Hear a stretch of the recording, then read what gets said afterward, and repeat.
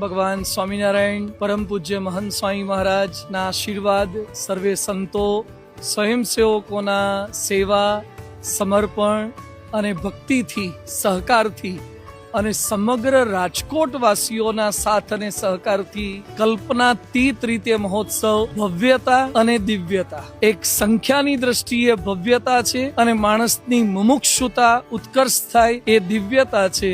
તો અહીંયા વોલ્યુમ પણ હતું અને વેલ્યુ પણ હતું.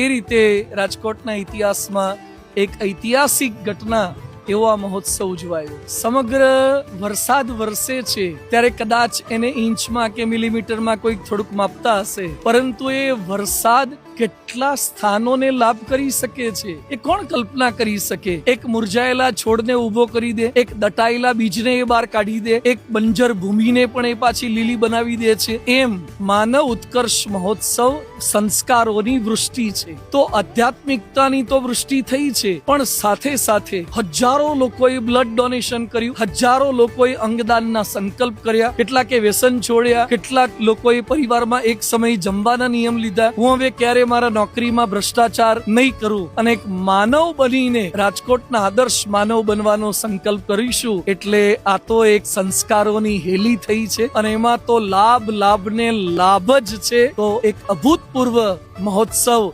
અને જેના ફળ તો વ્યક્તિગત રીતે દરેક વ્યક્તિને અનુભવો, એને મળો ત્યારે તમને ખબર પડે કે આ માનવ ઉત્કર્ષે સાચા અર્થમાં આવનાર પ્રત્યેક વ્યક્તિનો ઉત્કર્ષ કર્યો છે ને કર્યો જ છે. જેને તન મન ધનથી સંપૂર્ણ સહકાર આપ્યો છે એના પણ આભારી છીએ. કદાચ જેને આપના માધ્યમથી ગુણ લીધો છે, એના સરસ કાર્ય થયું છે, ભગવાન એને પણ સુખી કરશે, એને પણ હંમેશા ઉર્ધ્વગતિ પમાડશે. જે વ્યક્તિએ શુભ સંકલ્પ કર્યા છે એ દરેકનો ઉત્કર્ષ થશે.